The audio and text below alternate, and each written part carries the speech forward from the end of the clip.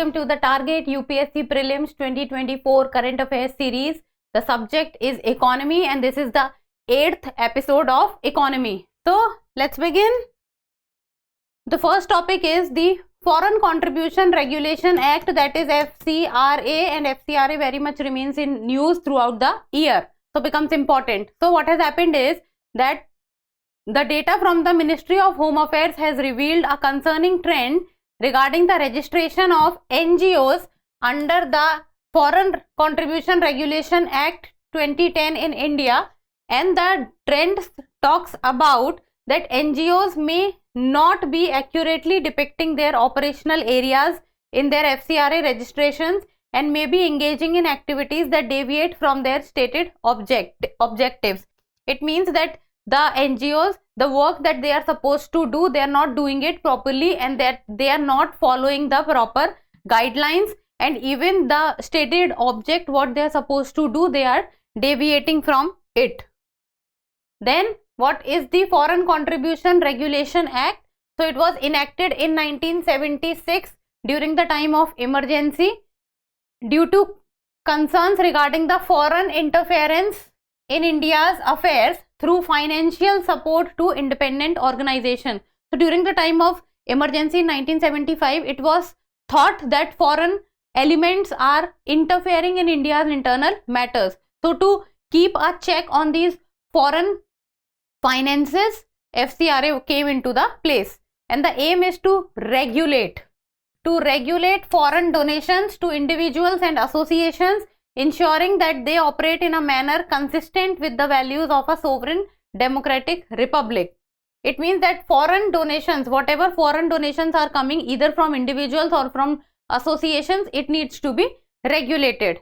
Then amendment has also taken place in this act twice, that is 2010 amendment and 2020 amendment. Let's talk about the 2010 amendment. It talks about consolidating the law to regulate the acceptance and utilization of foreign contributions by certain individuals or associations, and prohibited the acceptance and utilization of foreign contributions from any activities detrimental to national interest. So if there is any activity which is considered to be detrimental to national interest, or it causes harm to the national interest, and it can, if it is seen that the foreign donation which is coming, and that because of that donation the country is facing problem, then that should be regulated. Then comes 2020 amendment. It prohibited the transfer of foreign contribution to any other person or organization, and reduced the limit of usage of foreign contribution for administrative expense from 50% to 20%. So the 2020 amendment has decreased the limit to which the funding can be used by individuals or organizations from 50% to 20%, and specifically with regard to the administrative expenses. Then FCRA registration. So the registration under the FCRA is necessary for receiving foreign donations in India. So if anyone wants to receive, any NGO wants to receive foreign donations, it is mandatory that the NGO has to be registered with FCRA. It is granted to individuals or associations engaged in various areas of work, cultural, economic, educational, religious, social programs, among others. So NGOs can apply of different diversities. Entities can register under multiple categories based on their programs, and they need to open a bank account for receiving foreign funds at a specified branch of the SBI in New Delhi. Now this is specific that the bank in which their account should be there, that has to be SBI in New Delhi. No other bank can do this. Now prohibitions of activities under FCRA registration, what cannot be done. So the applicant must not represent fictitious entities. The applicant should not be involved in religious conversion activities. Then they should not have history of prosecutions related to communal tension or sedition. Then the FCRA prohibits candidates, journalists, media companies, judges, government servants, politicians and political organizations from receiving foreign funds. So these are the things that cannot be done under the FCRA. Then validity and renewable. The validity is for 5 years and the NGOs can apply for renewal also within 6 months of the registration's expiry. And then the government can cancel an NGO FCRA registration for various reasons, including violations of the act or lack of reasonable activity in their chosen field for 2 consecutive years. So the cancellation of the validity or the FCRA registration can also be done if the problematic activities can be observed for 2 consecutive years. And once cancelled, the NGO is ineligible for re-registration for 3 years. So if the registration of NGO gets cancelled, then for 3 years the NGO cannot reapply. Now FCRA 2022 rules. So the Ministry of Home Affairs has introduced changes to FCRA rules. Like for example, it has increased the number of compoundable offences from 7 to 12. So compoundable offences the number of compoundable offences has been increased from 7 to 12. Then the rules raised the limit for contributions from relatives abroad that do not acquire or require government intimation from rupees 1 lakh to 10 lakh. So the upper limit has been increased from 1 lakh to 10 lakh.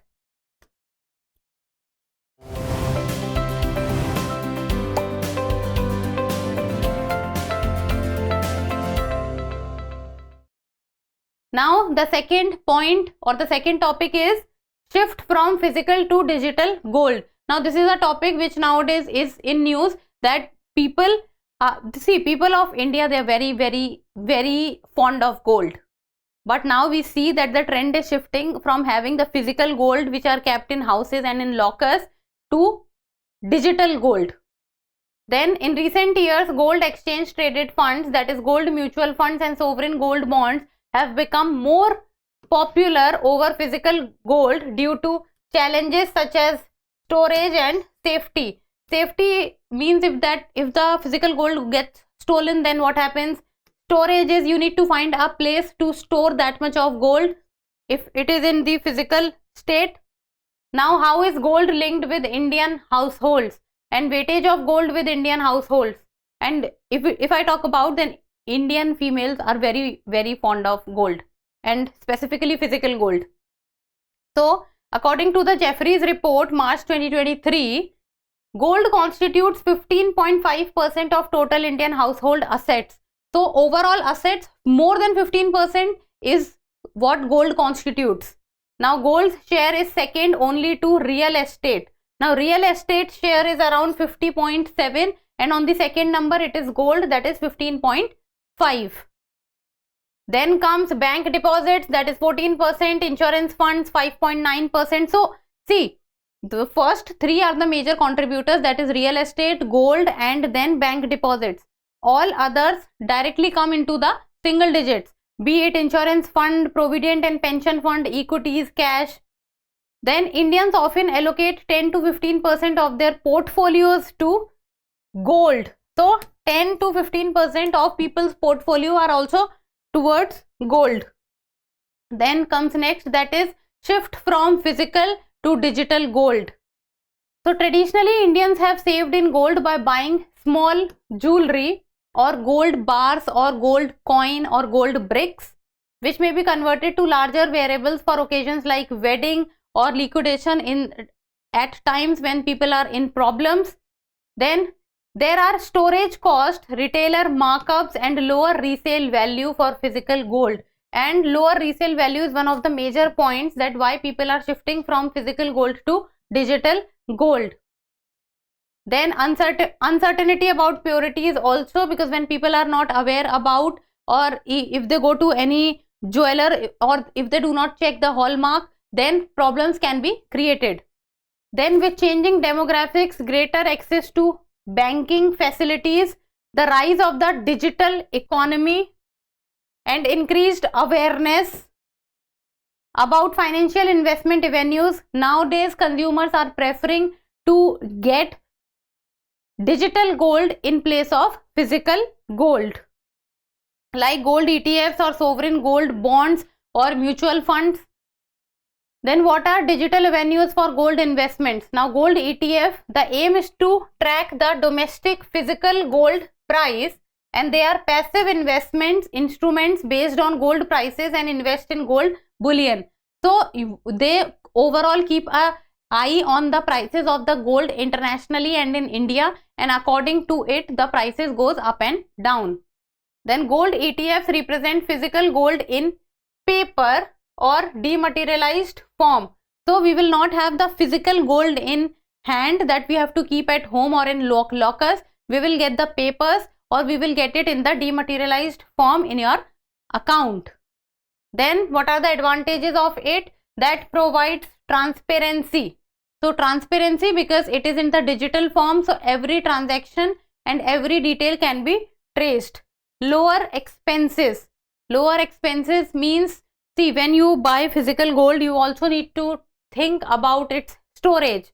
Then when you go, in case of any problems, you go and resell it, so the value becomes also low, because many of the charges will be deducted, so the amount comes low. And in case of impurity found in gold, then also the amount will be decreased or amount will be lessened.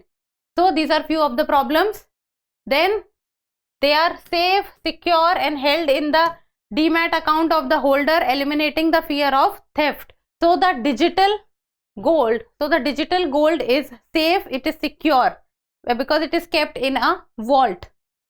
The shift to digital gold is evident from the increase in the number of gold ETF investors from around 4.61 lakh in 2020 January to 48.06 lakh in September 2023. Now this is more than 10 times increase.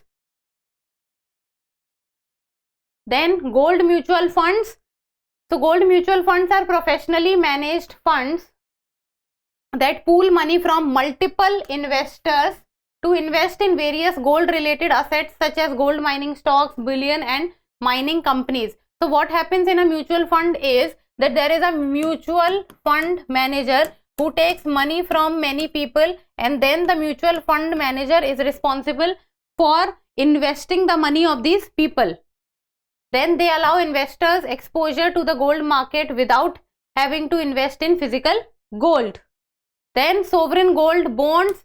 The first scheme was launched by the government in the year 2015 under the gold monetization scheme, and sovereign gold bonds are one of the most popular measures with regard to the gold. To reduce the demand for physical gold and shift a portion of domestic savings used for gold purchase into financial savings, and gold bonds, sovereign gold bonds, they give a fixed interest also, and they are very safe, and this can be taken for a long period of time. So sovereign gold bonds are one of the best examples you can get. Now few of the key details. First of all, about how the digital gold is issued. So that is issued by the Reserve Bank of India on behalf of the government. Eligibility is restricted to resident individuals, Hindu undivided families, trust, universities, charitable institutions. The tenure is around 8 years with the option of premature redemption after 5 years.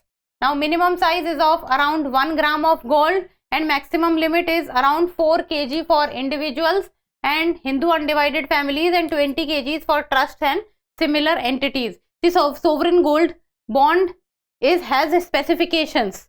Then issue price is, the price of sovereign gold bond is fixed in Indian rupees based on the simple average of the closing price of 999 purity gold.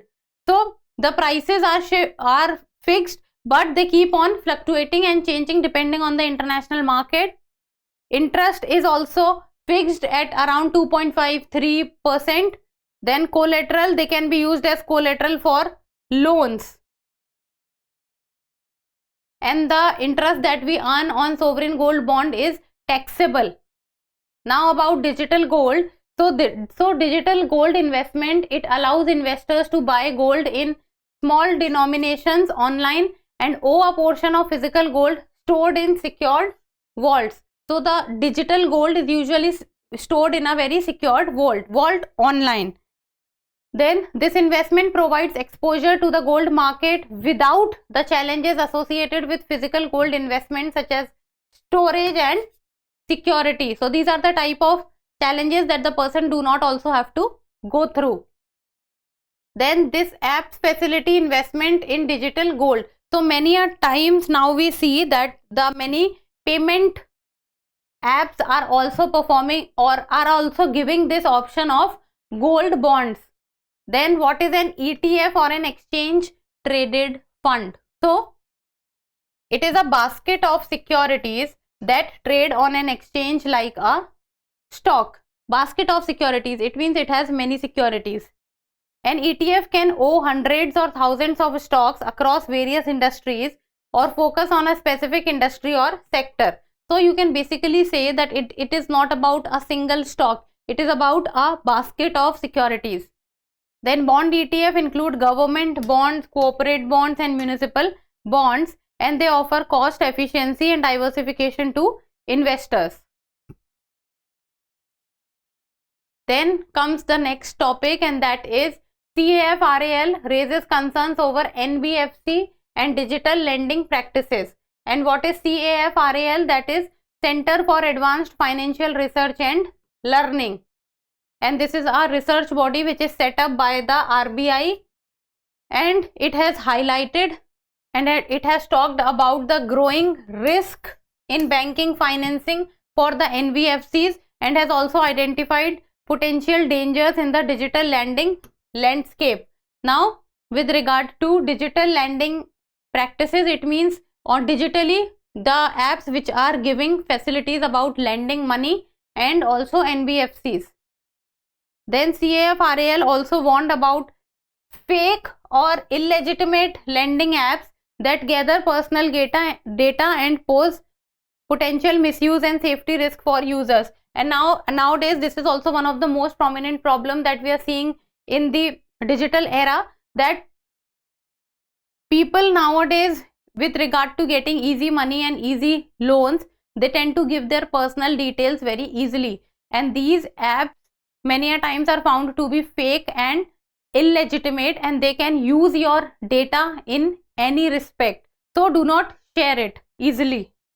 Then major concerns raised by CAFRAL, that is interdependency risk in NBFC sectors. And few years back only we saw a major NBFC broke down, and that caused the liquidity crisis or the financial crisis in the market.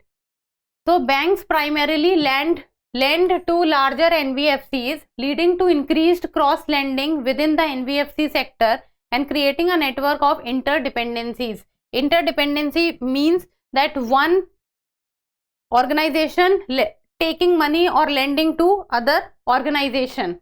So that is how interdependencies are created.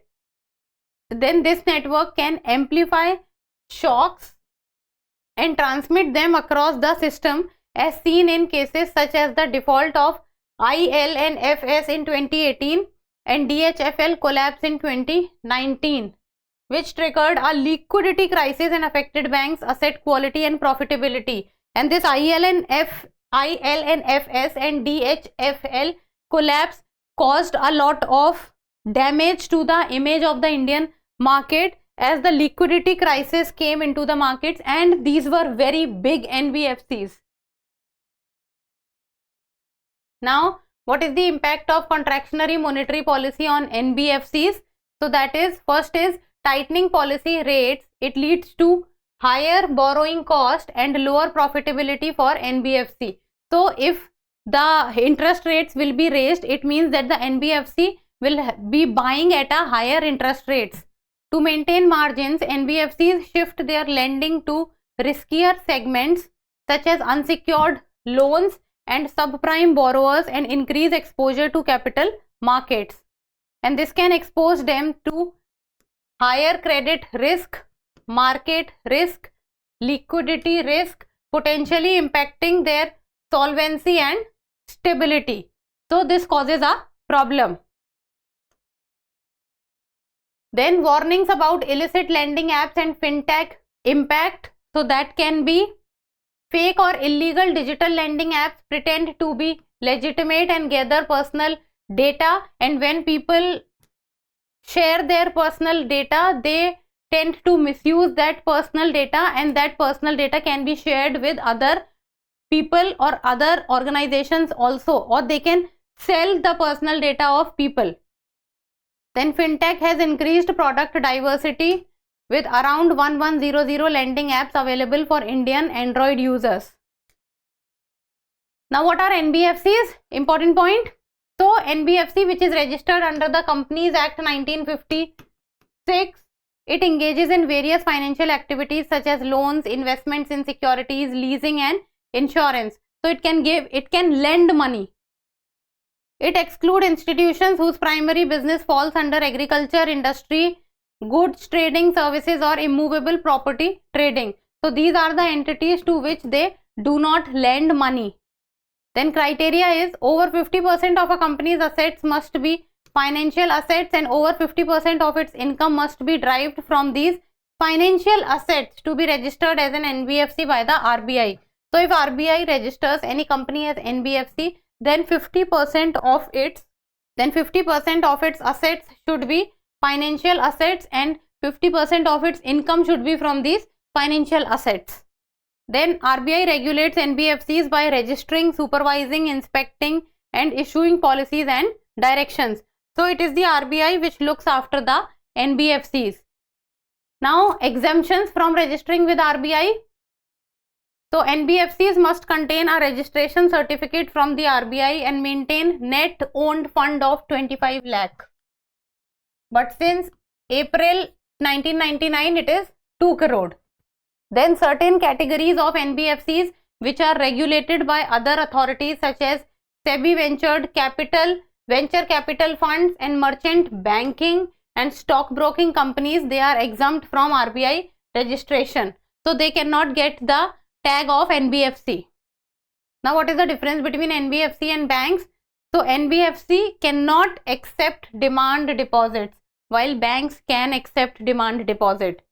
So it cannot accept demand deposits and do not form part of the payment and settlement system. They cannot issue checks. Also banks can issue checks, and depositors are not covered by the deposit insurance and credit guarantee cooperation insurance. So DICGC insurance is also not given to the NBFCs. Then with regard to the funding, NBFCs finance their operations through a mix of market borrowing and bank loans. So they take loans from the banks also, and they take money from the market also, and that is how they manage their funding. Then comes the next topic, and that is India's steel sector. So the 4th edition of ISA Steel Conclave 2023 was held, urging steel firms to ramp up capacities. It means the steel firms need to increase their capacity so that India's output of the critical infrastructure doubles to 300 million a year by 2030. So by the year 2030, the steel production needs to be doubled to around 300 million tons. The event highlighted the multifaceted role of the steel industry in India's growth and development, as it is a very large area or a sector where a huge amount of employees are also employed. Then state of steel sector in India. So what is its condition? First, what is the present scenario? So India is the world's second largest producer of crude steel. As of now, second largest is India, and with an output of 125.32 million tons of crude steel and 121.29 million ton of finished steel production in 2023. So India is second largest producer. The Indian steel industry has experienced substantial growth in past decade with a 75% increase in production since 2008. So as compared to the 2008 times, now at times around 75% rise in steel production can be observed. Per capita consumption of steel in India stood at 86.7 kgs. The industry benefits from the availability of raw materials such as iron ore and the cost effective labor. Now this is the point of cost effective labor is one of the major points in India, because India possesses a very economic labor force.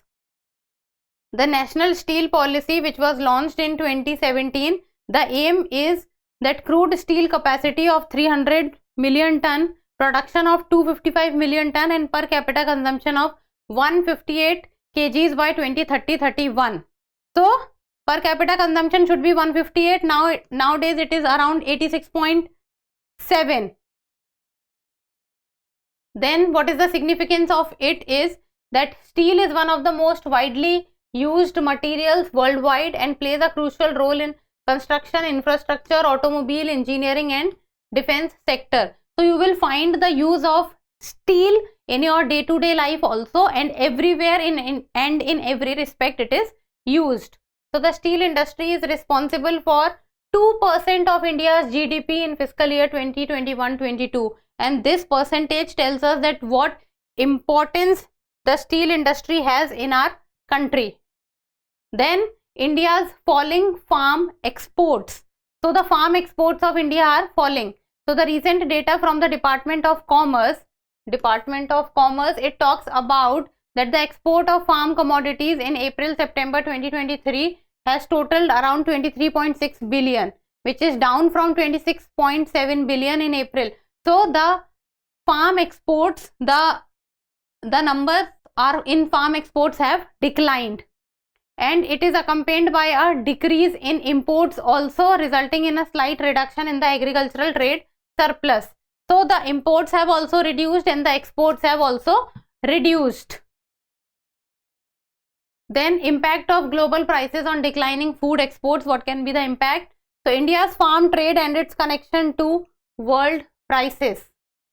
So India's exports is closely tied to global price trends, particularly the fluctuations in the UN Food and Agriculture Organization Food Price Index. So India's exports and the world prices are in connection with each other. Then FFPI trends impacting India's agricultural exports. So India's agricultural exports, they tend to follow the FFPI movement, which shows decline in the value of exports observed as the FFPI decreased from 119.1 to 96.5 points. So it is declining. Then impact of decreasing world prices on India's farm trade. As the global price decreases, the value of both agricultural exports and imports in India will also be declining. And now if we see in the past 5 years, one of the major reasons is the Russia-Ukraine war, because the global supply chain was impacted. Next comes the direct listing on foreign exchanges. So the Indian government has permitted certain Indian companies to directly list on foreign stock exchange to access global capital. So certain companies have been given this permission to directly access to directly list on the global or foreign stock exchange. So this provision became effective on 30th October 2023 as part of the Companies Amendment Act 2020. Then it allows certain classes of domestic companies to list their securities on foreign stock exchanges, including the GIFT City of Gujarat, with exemptions from certain procedural requirements. So now few of the companies, they can directly get access, or they can directly list on the foreign stock exchanges. Then what is direct listing? So it is a process by which a company can list its shares on a foreign stock exchange without issuing a new share or raising capital from investors. So directly the company can be listed on the foreign exchange, and they do not have to issue the new shares, or they do not have to raise capital from the investors. It differs from the traditional IPO, where a company sells a portion of its shares to the public and raises fund from the investors. So they do not have to raise fund from the investors. Direct listing also differs from the depository receipt route, where a company issues its shares to a custodian bank, which then issues DRs to foreign investors. So that is also not the case. Then direct listing allows a company to access a larger and more diverse pool of investors, enhance its visibility and brand value and improve its corporate governance and compliance standards, as directly when it can get listed on the foreign stock exchange without raising funds, so things will become easy and smooth. Now, how do Indian companies currently list on foreign exchange? What is the situation as of now? So currently Indian companies list on foreign exchange using the depository receipt route, like the American depository receipt or the global depository receipt. Then the list on foreign stock exchange, Indian companies entrust their shares on an Indian custodian who then issues depository receipt to foreign investors. So first they will have to raise money to an Indian custodian. So Indian custodian, then what it will do is, it will then issue the depository receipts to the foreign investors, and then the things can be done. Between 2008 and 2018, 109 companies raised over rupees 51,000 crore through ADRs and GDRs. And since 2018, no Indian companies have pursued overseas listing through this route. Now, what are the benefits of direct foreign listing? So the benefits can be access to a larger and more liquid market, can increase the demand and valuation of their shares, because the foreign listing, then the goodwill or the image of the company in the foreign market, it gets a boost. Ability to reach a wider and more sophisticated investor base, because if it is listed on the foreign exchange, then globally the things is visible. Savings on cost and time involved in the IPO and DR process, such as underwriting fees, listing fees and legal fees. Then exposure to best practices, that is very obvious, and regulations of the foreign jurisdiction can improve the governance and transparency.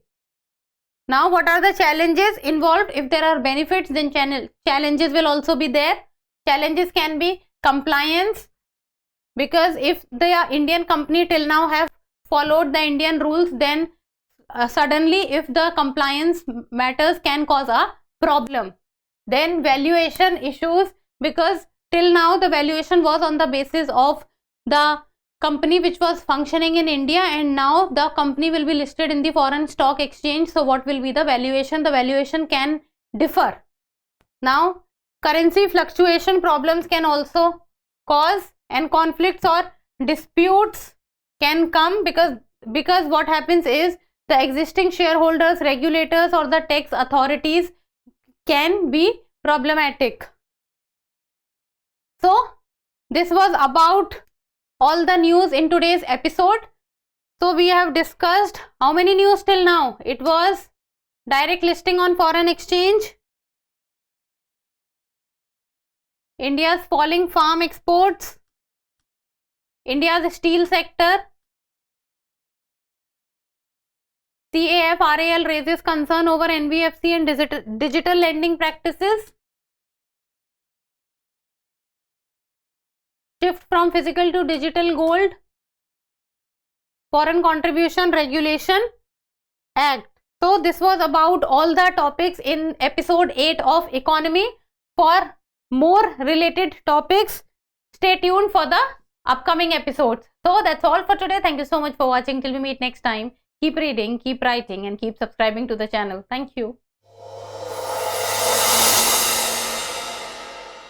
For more informative content, like, share and subscribe, and do not forget to press the bell icon to get the notifications.